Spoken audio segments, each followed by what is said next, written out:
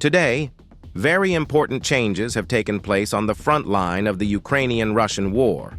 According to the updated information, yesterday the enemy conducted 69 airstrikes on the positions of Ukrainian units and populated areas, including 126 guided aerial bombs.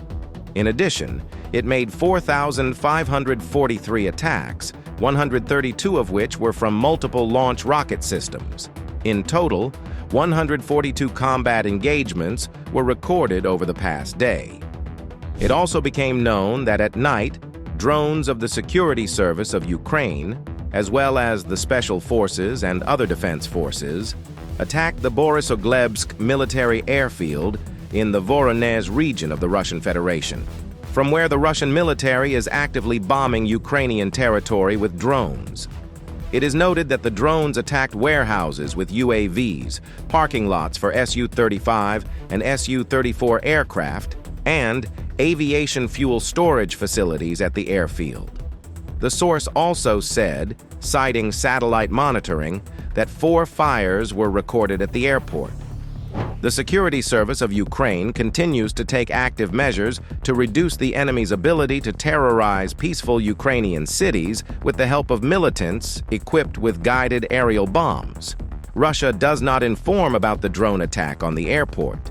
The Russian Ministry of Defense only announced the interception and destruction of 113 Ukrainian drones, including 25 UAVs allegedly neutralized over the Voronezh region. Also, the Ukrainian Defense Forces hit the Russian radar station Nebo-M. Units of the missile forces of the Armed Forces of Ukraine have successfully struck the Russian radar station Nebo-M with Atacams ballistic missiles. Its destruction significantly reduces the ability of the Russian army to detect, track, and intercept aerodynamic and ballistic targets. The Nebo-M radar station is a very difficult target to destroy, operating in a constant mode, scanning the horizon in search of airborne objects.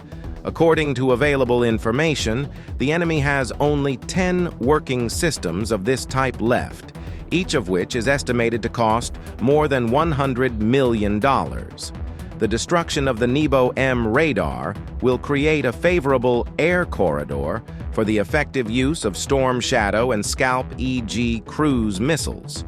This, in turn, will help Ukrainians destroy Russian ammunition depots at a very long distance. As for the situation at the front, the enemy attempted 2 assaults in the Kharkiv sector, near the towns of Vovchansk and Citing. The Ukrainian armed forces successfully repelled these attacks. The 3rd Separate Assault Brigade, during the Russian offensive, inflicted devastating losses on the enemy, firing 155mm caliber from AS-90 self-propelled artillery systems. The enemy suffered heavy losses, after which the offensive ended. In the Kupiansk sector, 14 occupants' attacks took place over the last day. Defense forces repelled enemy assaults near Sinkivka, Andriivka, Pishchain, and Stelmakivka. After successful defense, the defense forces used FPV drones and began to destroy the occupiers and their dugouts. In the Pokrovska sector, Ukrainian defenders stopped 29 assault and offensive actions of the aggressor towards the settlements of Vozdvizhenka, Novotoretske, Zelenopol, Mirolyubivka, Mykolaiivka, and Krutyi Yar. The highest concentration of enemy attacks was near Mykolaiivka. Also in this area, the Ukrainian military, using 2 kamikaze drones, destroyed 2 enemy BM-21 Grad multiple rocket launchers and another BM-27 Uragan.